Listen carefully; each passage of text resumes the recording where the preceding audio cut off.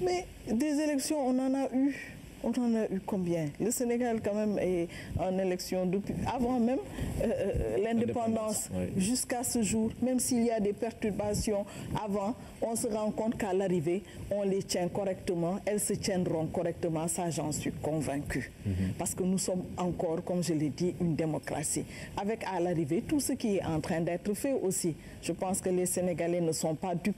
Ils se rendent compte de tout le travail qui est en train d'être fait dans tous les secteurs, que ce soit les secteurs sociaux, comme la santé, que ce soit les infrastructures, tous les efforts qui sont en train d'être faits pour amener l'eau partout au Sénégal. Je crois que ce sont ces questions-là qui sont importantes, qui importent pour les Sénégalais et qu'ils vont, je pense, accepter d'accompagner le président de la République et son gouvernement en lui confiant la majorité à l'Assemblée.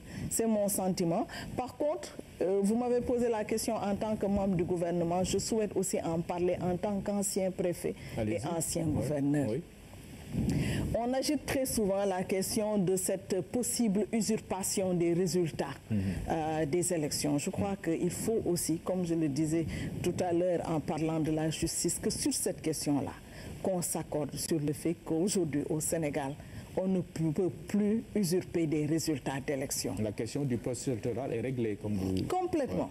Complètement. Parce que tout simplement, d'une part, vous avez du début du processus à la fin de ce processus, donc des inscriptions sur les listes électorales jusqu'à la proclamation des résultats, vous avez à chaque étape la présence de l'ensemble des acteurs.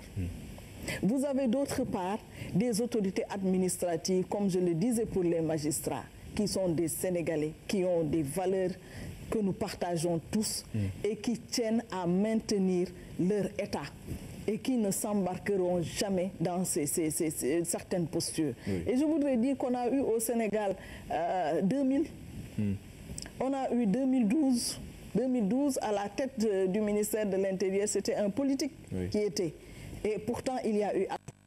Nous avons eu 2009, ce sont des élections que j'ai vécues particulières personnellement pour avoir été préfet à Guédiawaye en 2009, 2012 à Pikine, où ce sont des ministres politiques qui étaient à la tête du ministère de l'Intérieur et malgré tout, il y a eu un processus transparent qui a été mené de bout en bout et il n'y a pas eu de contestation. Je crois que ça doit faire aujourd'hui aussi consensus et qu'on arrête de parler de ça. Donc les griefs en gros qui sont formulés ne tiennent pas, c'est ce que vous voulez dire? Du tout. D'accord. Alors,